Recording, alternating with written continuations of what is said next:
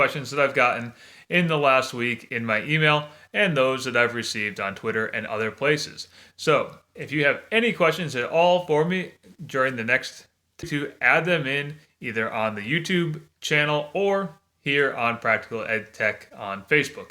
So let's go ahead and get started here. And I'm going to start with the first question that I received since the last edition of Practical Ed Tech Live. And not surprisingly, it's about Google Classroom. I've fielded a lot of questions about Google Classroom in the last week because Google Classroom is now open to anyone who has a Gmail address. So if you have a Gmail address, you can create your own Google Classroom and you can invite other people to join your classroom, provided that they also have a personal Gmail account. And that gets me to the first question. The first question is, I'm presenting at a workshop and I thought it'd be great to create a Google Classroom to let people try it out.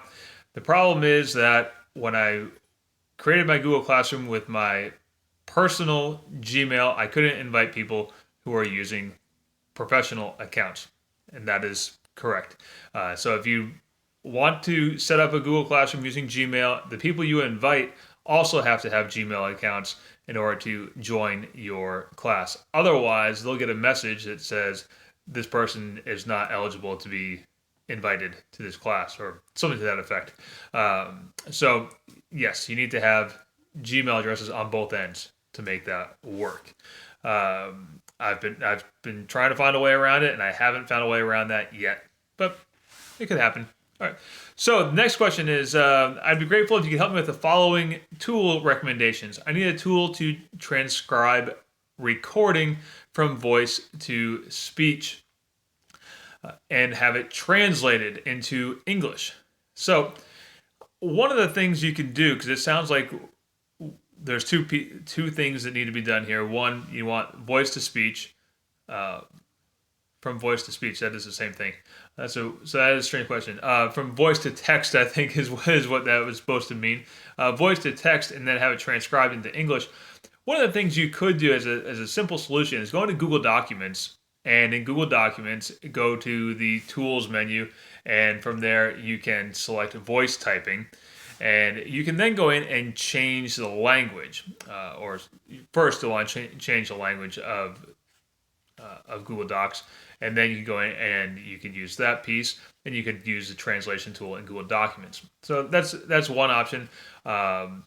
Any of the other options that I could suggest are all paid options, so keep that in mind. The second tool I'm looking for is software that can help in organizing and managing citations and bibliography. So there's a bunch you could use. Probably one of the more popular ones is EasyBib. EasyBib's Bibliography Creator, probably the most popular option there. I've used some others. Digo could actually help you with that if you're just trying to organize things. Or even Google Keep could help you just with the organization piece. Google Documents does have an option for creating a bibliography. It's not the best option out there, but it is built in there. So if you're already a Google Docs user, that's an option. As always, feel free to add your questions in during this live broadcast here. Hey, welcome, Teresa. Thanks for joining in on the Facebook page.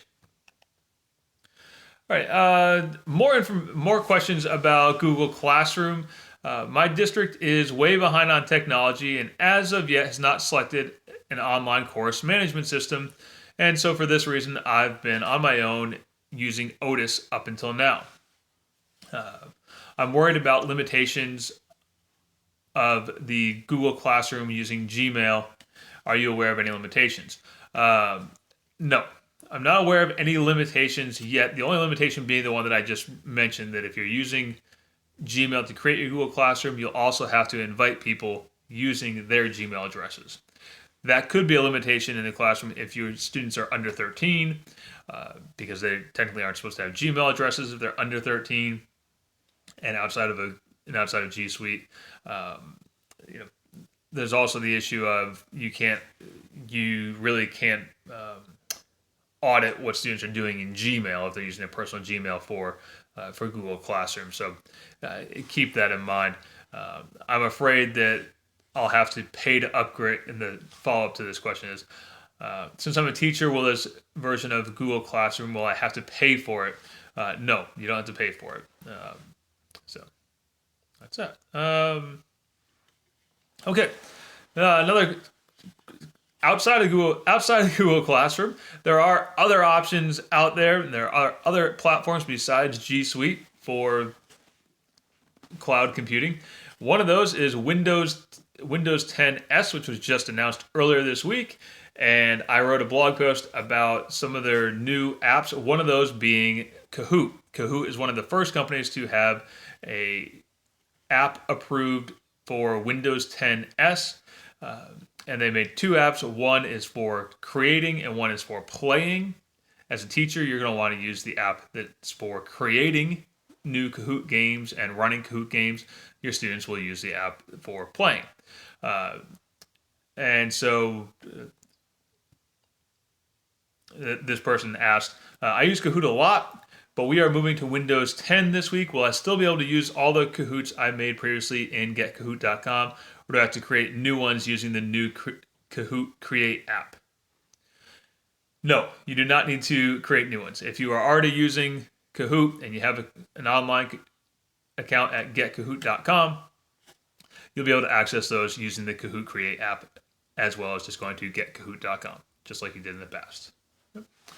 All right, so I'm a mathematics teacher from Pakistan. Hey, thanks. Mathematics teachers from Pakistan and residing in Bahrain.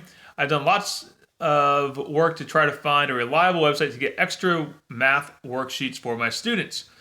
Do you mind suggesting a website where I can get lots of test papers according to grade level? And yeah, so the place I would look at is Front Row, which you can find at frontrowed.com. You can create assignments for your students at any grade level for the most part. You can set up assignments that they can do online, or you can print them out and you can select the printables option in frontrowed.com and you can get documents to print out, some math worksheets to print out if you want to do that. All right. And the last question that we're going to tackle here, unless you have one for me in the YouTube or you have some you want to add in the Facebook page, whichever place you're watching this right now. Last question we're going to handle. A long time ago, I made a video using my iPhone about how to research and find resources in our school's library. Can you refresh my memory on resources that can do this? I think this person is asking for how to make a video on the iPhone. That's what I get out of that. So a couple of things you could do. You could just use the camera that's built into your iPhone, and then use any number of free or cheap apps for editing that. The YouTube Studio tool has that capability for just clipping the beginning and the end of a video. You can even splice in some music underneath that if you want to. iMovie, of course, is an option for you. And if you need to do a screencast, if you're trying to do a screencast of it, you can plug it into your Mac using the lightning bolt cable, and you can screencast that way using QuickTime, and you can record over your iPhone screen that way as well. So hopefully that answers all the questions that you had, or even the questions you didn't know you had. As always, if you have any questions for me, send me an email, richardbyrne@freetech4teachers.com, or send me a message on Twitter, or you can send it in on Facebook at facebook.com/practicaledtech, and I'll be happy to answer any and all of your questions. So, thanks for joining me. Sorry that Isla couldn't make it with me today. She's napping, but maybe she'll make it next week. All right, have a great week, everyone.